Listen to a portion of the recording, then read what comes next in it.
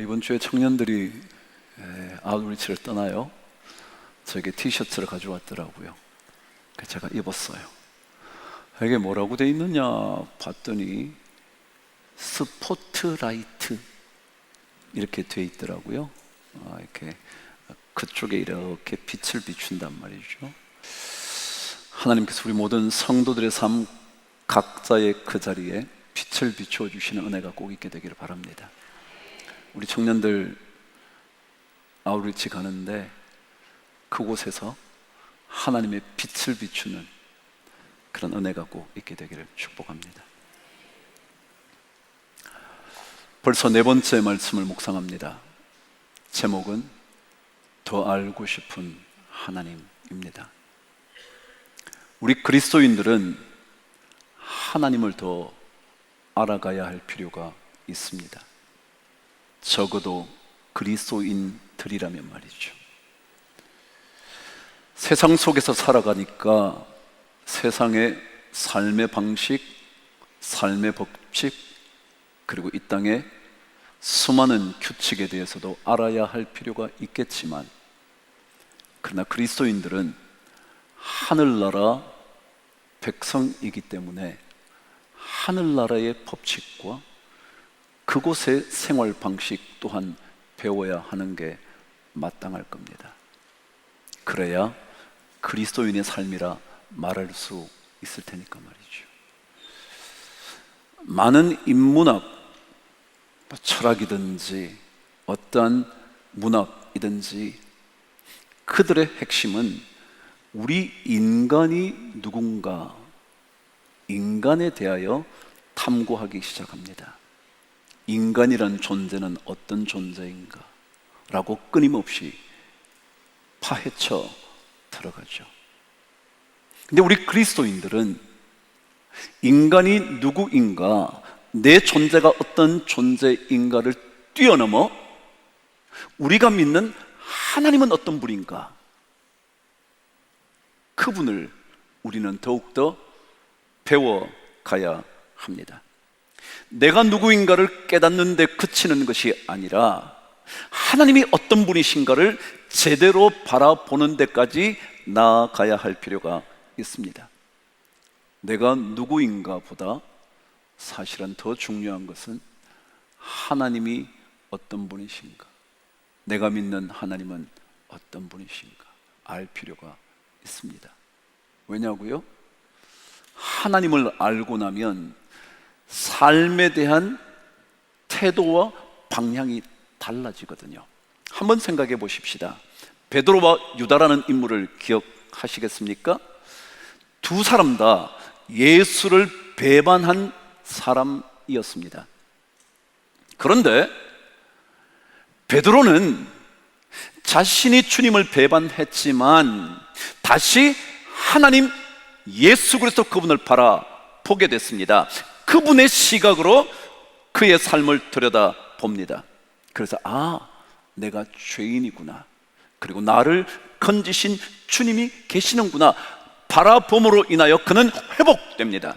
그런데 유다는 자신의 죄악을 들여다보다가 나 같은 사람은 절망적인 존재일 수밖에 없지, 내가 이렇게 예수를 부인하고도 예수 사람이라 말할 수 없지 라고 말하며 절망으로 자신을 몰고 가 마침내 목숨을 끊습니다. 똑같은 배신입니다. 그러나 우리 하나님의 백성은 내가 누구인가, 배신자라는 그 사실보다 더 중요한 것은 하나님은 배신한 사람도 다시 일으켜 세우신다는 사실을 알아야 하나님의 백성입니다.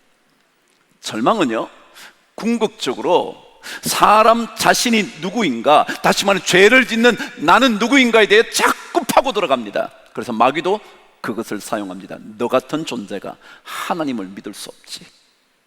그래서 절망의 나락으로 떨어져 마침내 목숨을 끊게 하는 겁니다. 근데 하나님을 믿는 사람들은 내가 누구인가, 죄인이라는 사실뿐만 아니라 하나님이 나를 어떻게 다시 세우실 수 있는 하나님인지를 보게 되어야 합니다. 그분은 어제나 오늘이나 변함없이 우리를 죄에서 건지시는 그분이기 때문에 그렇습니다. 이 하나님, 우리는 자꾸만 알아가야 합니다. 오늘 말씀도 하나님이 어떤 분이신가 계속 얘기하는 겁니다. 하나님은 이런 분이라는 것, 나는 이런 하나님이라는 것을 하나님은 계속해서 말씀을 통해서 깨닫기를 원하시면서 알려주시는 겁니다. 여러분 한번 기억해 보십시오. 제가 처음 이 말씀을 시작할 때 아브라함의 얘기를 한 적이 있었습니다. 아브라함도 되기 전인 아브람이라는 인물에게 하나님께서 나타나셔서 엉뚱한 얘기를 하나 하시는 겁니다. 그게 뭐냐 하면, 내가 너의 자손들이 이방 나라에서 고난을 받게 될 거야. 그리고 400년 동안 고난을 받고 난 다음에 너 자손들이 수많은 재물을 가지고 나오게 될 거야 라고 말씀하시는 겁니다. 여러분, 처음 아브라함을 만납니다. 만나서 얼마 되지도 않았습니다. 아직 아브라함이라는 이름으로 바뀌기도 전입니다. 그런데 그에게 무슨 얘기를 하시는 겁니까? 너네들이 400년 동안 이방 나라에 객이 되고 고난을 받게 될 거야. 그렇지만 그 400년이 끝나면 나오게 될 거야. 이 얘기를 왜 합니까? 자, 먼저 이 말씀이 이루어졌나요? 안 이루어졌나요? 맞습니다. 이루어졌습니다. 여러분, 하나님은요, 자신이 하신 말씀을 반드시 이루십니다. 이것이 먼저 우리가 알아야 되는 겁니다. 하나님은 말씀하셨다면 반드시 이루십니다. 절대로 그 하신 말씀을 이루지 못하시는 분이 아닙니다. 자, 보세요. 하나님께서 출애굽할 거라고 말씀하셨어요. 결론을 아시죠? 출애굽했습니까? 했습니다. 자, 젖과 꿀이 흐르는 땅으로 인도하시겠다고 말씀하셨습니다. 젖과 꿀이 흐르는 땅으로 인도하셨습니까? 그렇습니다. 아무리 광야에 40년이 있어서도요, 마침내 젖과 꿀이 흐르는 가나안 땅에 들어갔습니다. 그럼 하나님은 말씀하신 것을 반드시 이루십니다. 절대로 그 말씀을 삼켜버리시지 않습니다. 그래서 하나님의 백성은 하나님께서 무슨 말씀을 하셨는가를 계속 묵상해야 됩니다. 왜냐하면 그 말씀은 반드시 뭐 할 거니까? 이루어질 거니까. 이루어질 거니까. 이번 주 주일이니까 지난주죠. 지난주 말씀 읽기 여러분 읽어가시나요? 시편입니다. 그 한날에 시편 33편 9절에는 이런 말씀이 기록되어 있었습니다. 제가 읽어볼까요? 그가 말씀하심에 이루어졌으며 명령하심에 견고히 섰도다. 여러분, 하나님이 말씀하시면 뭐요? 이루어진다고요. 명령하시면 단단히 세워진다고요. 11절은 계속해서 말합니다. 여호와의 계획은 영원히 서고 그의 생각은 대대에 이르리로다. 하나님의 말씀은요, 어떤 방해가 있다 할지라도 반드시 이루어집니다. 오늘 말씀은 애굽 왕이 이스라엘 백성에게 나가지 못하게 만든다. 야, 나가지 마. 지난 시간 말씀드린 것처럼 출애굽기 8장에 가면 야, 너네들 나가지 말고 여기서 예배드리면 되잖아. 못 나가게 하는 겁니다. 그리고 이렇게 말합니다. 야, 남자들만 그럼 가서 광야에서 예배드려. 나머지는 다 여기 놔둬 라고 말합니다. 끝까지 나가지 못하게 방해합니다. 그럼에도 그 모든 방해에도 불구하고 마침내 광야로 나가 하나님을 제사하고 예배합니까? 하지 않습니까? 합니다. 그렇습니다. 하나님은 말씀하신 그것 반드시 이루시는 분이십니다. 욥기 42장 2절에는 그래서 이렇게 욥이 고백을 한 겁니다. 주께서는 못하실 일이 없사오며 무슨 계획이든지 못 이루실 것이 없는 줄 압니다. 그래요. 주님은 약속하신 그것을 반드시 이룹니다. 방해가 있어도 장애물이 있어도 그렇습니다. 그래서 우리가 하나님의 말씀을 읽을 때는요, 그 말씀 속에 하나님의 약속의 말씀이 딱 나오면 무조건 붙들고 기도해야 됩니다. 왜냐하면 그 말씀은 그대로 이루어질 거니까. 자, 그렇다면 여러분, 하나님께서 말씀하신 것을 이루신다 그랬는데 도대체 어떤 하나님에게 그 약속하신 말씀을, 입 밖으로 내신 말씀을 이루실 수 있는가? 그래서 오늘 성경은 그런 하나님이기 때문에 그렇다 설명합니다. 19절 저와 함께 읽겠습니다. 시작. 내가 아노니 강한 손으로 치기 전에는 애굽 왕이 너희가 나가도록 허락하지 않다가 마침내 나가게 해줄 거야 그랬어요. 어떻게 되면 나간다고요? 강한 손으로 애굽 사람을 치게 되면 그러면 나갈 거다. 무슨 얘기예요? 여러분, 하나님이 어떤 분이라고요? 하나님은 강한 손을 가지신 분이십니다.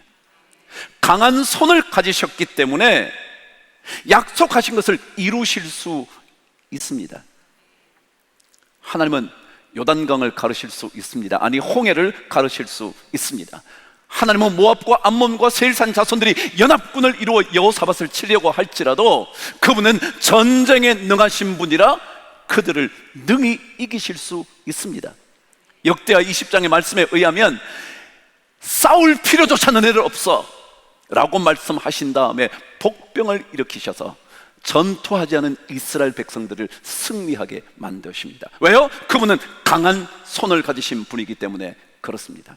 시편 24편 8절은 그래서 이렇게 하나님을 설명합니다. 시작. 영광의 왕이 누구시냐?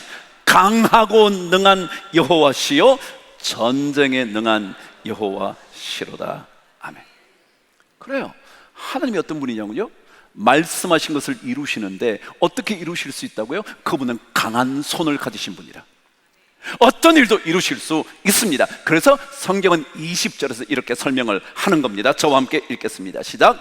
내가 내 손을 들어 애굽 중에 여러 가지 이적으로 그 나라를 친 후에야 그가 너희를 보내리라 그랬습니다. 하나님은 강한 손을 가지셔서요 어떤 이적도 베푸실 수가 있대요. 이적이 뭐예요? 기적인 겁니다. 생각하지 못했던 일들을 하는 겁니다. 내가 할 수 없는 것이 이루어지는 겁니다.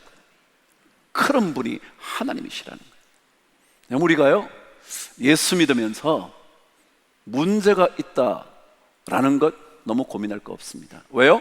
우리는 누구를 믿어요? 강한 손을 가지신 하나님을 믿어요. 그분이 하시려고 하면 생각지도 못한 기적을 일으키셔서 그 일을 이루어 주십니다. 이걸 믿어요. 이걸 우리가 왜 하나님 알려고 그래요? 그런 하나님을 믿고 내 삶 안에, 우리 교회 안에, 우리 가정 안에 이런 기적의 역사를 경험하도록, 그래서 여기 믿는 거 아니에요? 그럼 우리가 할 수 있다면 뭐하러 교회를 다녀요? 여러분 회사 하셔요. 여러분 사업이나 하셔요. 근데 우린 그렇지 않아요. 우리가 아무리 할 수 없다 하더라도 하나님만 믿으면, 어떤 하나님이요? 말씀하신 것 반드시 이루시는 하나님, 강한 손을 가지시고 필요하다면 어느 때든지 기적을 일으키실 수 있는 그 하나님을 우리가 믿고 있기 때문에 우리 그 일 할 수 있는 거죠. 그분은 필요하시다면 뭐든지 합니다. 그러니까 저는 우리 교회에 이런 성도가 진짜 많았으면 좋겠습니다. 여러분과 제가 할 수 없는 게 많아요. 얼마나 많겠어요. 근데 그건 문제가 아니라는 거예요. 우리는 하나님을 더 알아가면서 하나님을 믿는 거잖아요. 하나님은 강한 손을 가지신 하나님이라 필요하다면 여러 가지 이적을 이 교회에 이루셔서 생각지도 못한 일을 이루시게 될 줄 저는 믿습니다. 이런 교인들이면 많았으면 좋겠다고. 뭐 여러분이 할 수 있거나 없거나 그것 때문에 뭐 안 된다 만다 그럴 것 같으면 그냥 이 교회에 뭐 필요 있어요. 각자가 할 수 있는 건 하고 못하는 거 못하는 거지. 근데 우리는 그렇지 않아. 우리가 알고 싶은 하나님은요, 아니 더 알아야 하는 하나님이야. 말씀하신 것을 반드시 이루실 뿐만 아니라 그 이루시는 일을 위하여 필요하다면 어떠한 이적도 불러오실 수 있는 거예요. 사람이 너무 많다고요? 먹일 게 없다고요? 이 광야에서 무엇을 먹을까 고민한다고요?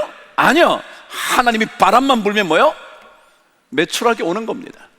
하늘 문만 여시면 만나가 내리는 겁니다. 그게 하나님이십니다. 오늘 그래서 세 번째, 하나님은 어떤 분인가를 계속해서 설명합니다. 첫 번째 뭐예요? 말씀하신 거 반드시 이루신다. 그 이루실 수 있는 하나님은 강한 손을 가지신 하나님이시다. 세 번째, 오늘 말씀 21절은 하나님이 이런 분이라고 우리에게 설명을 합니다. 저와 함께 읽으실까요? 시작. 내가 애굽 사람으로 이 백성에게 은혜를 입게 할지라 너희가 나갈 때에 빈손으로 가지 아니하리라. 여러분, 어떤 하나님이 보이세요? 여러분, 하나님은요, 우리 인생을 뭘로 만들지 않아요? 빈손으로 만들지 않아. 하나님은 빈손으로 만들지 않는 하나님이시라는 거예요. 절대로. 세상은요, 주면 없어진다고 생각해요. 그렇잖아요. 줬는데 뭐가 있어요? 내가 쥐고 있던 거 줬는데 뭐가 있어요? 없잖아요. 근데 하나님은 그렇죠? 주님은 주라 그리하면 너희에게 줄 것이니 곧 누르고 흔들어 넘치도록 하여 내게 뭐요? 안겨주리라. 이 하나님이 뭐라고 그러시냐면, 야, 너 내놓을래? 한번 내놔봐. 하나님, 이거 내고는 없는데요? 우리 이거밖에 없어요. 이거 주고 나면 우리 그냥 끝장이에요 라고 말할 때 뭐라고요? 내가 빈손으로 너네들 나가도록 하지 않을게. 그렇게? 여러분, 하나님은 채우시는 하나님이십니다. 빈손으로 만드시는 하나님이 아니십니다. 산상보훈, 산상수훈에서 주님께서 이런 얘기를 한 적이 있었습니다. 야, 너 들의 백합화 본 적 있냐? 그거 한번 잘 생각해봐. 수고도 아니하고 길섬도 하지 않지만 솔로몬이 입은 모든 영광보다 더 아름답게 했어. 근데 뭘 그렇게 먹을까 입을까 마실까 그렇게 염려하니? 하물며 너희일까 보냐. 제가 좋아하는 말씀 중에 하나예요. 하나님이 저보고, 형태가 하물며 너희일까 보냐. 너 목사하겠다고 서원한 너희일까 보냐. 전 그런 마음이 있어요. 저 그런 마음이 있어요. 제가 비록 부족하지만, 제가 비록 할 수 없는 게 너무 많지만 하나님이 저에게, 야, 너 인생 은혜 입게 해줄게. 그리고 너 빈손으로 나가지 않도록 해줄게.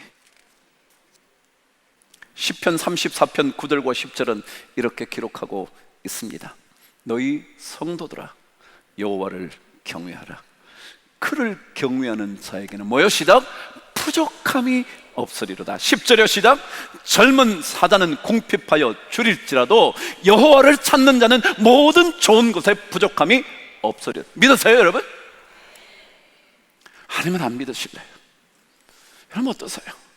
중요한 것은요, 하나님을 경외하고 하나님을 찾는 예배자가 되면 하나님은 빈손 만들지 않는다는 거예요. 주면 빈손이 된다는 것이 일상의 법칙 아닙니까? 그렇지만 그렇지 않습니다. 누르고 흔들어 넘치도록 하여 내게 안겨주리라. 그러고 난 다음에 주님이 이렇게 말합니다. 너희의 그 헤아림으로 너희도 헤아림을 받으리라. 그래요. 하나님은요, 하나님의 백성이 뭐하지 않도록 빈손으로 나가지 않도록 만들어준다. 여러분, 그거 믿어야 돼. 그거 믿어야 돼. 이거 안 믿으면요, 교회 못하는 거예요. 교회를 왜 해요, 여러분? 교회는요, 하나님의 능력을 경험하는 거거든요. 하나님의 강한 손을 경험하는 거거든요. 이런 경험이 필요해요. 제가 이번에 책을 읽는데 프랑스의 문화 인류학자 얘기를 읽게 됐습니다. 아르놀 반 즈네프라는 사람이래요. 저는 전혀 모르는 사람이죠. 제가 문화 인류학을 전공한 사람도 아니니까. 근데 그 책에 읽어보니까 그 사람이 1909년에 쓴 책이 있답니다. 제가 읽은 책에는 1909년이라는 낱말도 없었지만 제가 그 책을 읽고 난 다음에 이 사람에 대해서 더 알려고 어디를 물어봤겠어요? 재미나는지 하여간 챗 GPT에 물어본 거예요. 이 사람이 누구냐? 그랬더니 1909년에 책 한 권을 썼는데 그 책이 100년도 더 지난 지금 와서 각광을 받기 시작하면서 중요한 주제 연구 대상이 됐다는 거예요. 그게 뭐냐면 통과 의례라는 책이었습니다. 그리고 그 개념까지, 통과 의례. 뭐냐면 여러분, 우리가 인생을 살다 보면 통과 의례가 있잖아요. 예를 들어 어린아이가 태어나서 엄마의 젖을 먹는 그 시기, 그걸 지나면 뭘 먹어요? 이유식을 먹어요. 이유식을 먹으면 더 이상 엄마 젖을 잘 안 찾아요. 그리고 조금 더 지나면 청소년 시기가 돼서 사춘기라는 통과 의례를 해요. 그리고 조금 더 지나면 뭐 남자라면 군대를 가기도 하고요, 결혼을 하기도 하고요, 직장을, 이런 통과 의례가 있다는 거예요. 근데 이 통과 의례에는 공통적인 세 가지가 있다는 거예요. 공통적인 세 가지. 그 첫 번째가 분리의 의례가 있다는 거예요. 분리가 된다는 거예요. 그렇잖아요. 제가 엄마 젖을 먹다가 엄마 품에서 떨어져 나가는 거예요. 사춘기는요, 부모에게서 조금 독립하는 시기예요. 요 통과 의례를 지나야 된다는 거야. 근데 그렇지 않으면 마마보이가 되는 거예요. 예수 믿는 사람은요, 세상의 삶과 조금 뭐요? 분리되는 경험이 있어야 영적인 통과 의례를 하는 거예요. 세상에 똑같이 그렇게 하는 게 아니에요. 우리가 예수 왜 믿는다고요? 하나님의 능력을 왜 믿는다고요, 여러분? 이거는요, 세상의 어떤 것과 분리되는 경험이 있어야 돼요. 여러분, 계속해서 우리 광야 얘기하잖아요. 거기다가 뭐라고요? 지난주에 사흘길 가서 제사 드린다 그랬죠. 제가 사흘길을 뭐라 그랬어요? 좀 떨어져야 된다 그랬잖아요. 떨어져야 된다. 그럼 하나님의 사람은요, 야, 나 이렇게 되면 이거 못하는데, 이것밖에 안 되면 나 할 수 없는데 라는 이 생각에서 뭐요? 떨어져 나와야 된다는 거예요. 그 떨어져 나오는 분리의 단계를 지나면, 그러면 전이하는 단계 가운데, 다시 말해 다른 곳으로 이전하게 된다는 거예요. 이 전이 단계는 이 분리된 삶이 굉장히 고통스럽다는 것을 경험하는 삶이래요. 여러분, 사춘기 때 쉬운가요? 어려워요. 굉장히 어려워요. 이런 시절을 지나야지 아이가 사실은 정상적으로 자란다는 거예요. 그렇지 않으면 뒤늦게 뭐 한다고요? 사축이 한다는 거예요. 그런다잖아요. 그죠? 그래서 괜찮아요, 여러분. 사춘기 괜찮아요. 요건 통과 의례니까. 그러면서 이 사람이 누에 얘기를 하나 했습니다. 누에는 뭐냐 하면, 애벌레가 입에서 뭘 뽑아내요? 씨를 뽑아내. 씨를 뽑아내서 마침내 뭘 만들어요? 고치를 만들어. 그래서 누에고치라고 하잖아요. 고치가 집이거든요. 그 집안에 막 만들어가지고 집을 만들고 그 안에 쏙 들어가는 거예요. 자, 요게 뭐냐면, 이제껏 누에가 세상과 연결되어 있다가 갑자기 고치를 만들어서 완전히 뭐예요? 분리가 되는 거예요. 분리가 되는 거예요. 그럼 그 안에서 고통스럽게 지나다가 마침내 뭘가 돼요? 나비가 된대. 그걸 통합의 단계라고 하는데, 자, 분리, 전이, 그리고 통합. 그래서 새로운 존재가 된다는 거예요. 여러분, 예수 믿는 게 뭐냐면요, 내가 할 수 있는 거 있죠. 근데 그것과 분리되어서 내가 할 수 있는 것으로 안 된다는 것을 깨닫는 분리의 단계가 있어야 되고, 그 속에서 주님 뜻대로 살아보려고 하는 몸부림 전이 단계를 거치고 나면 새로운 피조물이 되는 거예요. 그게 오늘 뭐냐면, 하나님께서 야, 걱정하지 마, 원수인 애굽 사람에게서 은혜를 입게 해서 너네들이 빈손으로 나가지 않게 해줄게. 이런 통합의 새로운 존재가 되어보는 거예요. 그래서 예수님은 조금 염려가 덜해. 있죠, 왜 없겠어요? 정말 불안한 일도 있고요, 염려되는 일도 있고요. 그럼에도 불구하고 하나님은 반드시 말씀하신 것 이루시는데, 그분은 능하고 강하신 분이라 전투 한번 하지 않고도 승리하게 하시는 하나님이라. 그분이 내 인생을 은혜 입게 하시고 빈손 들고 나가지 않게 하실 거니까 나 그분 한번 믿고 살아봐야지. 그래서 새로운 통합의 존재가 되어가는 그런 은혜 우리 모든 성도들이 받게 되기를 주의 이름으로 축복합니다.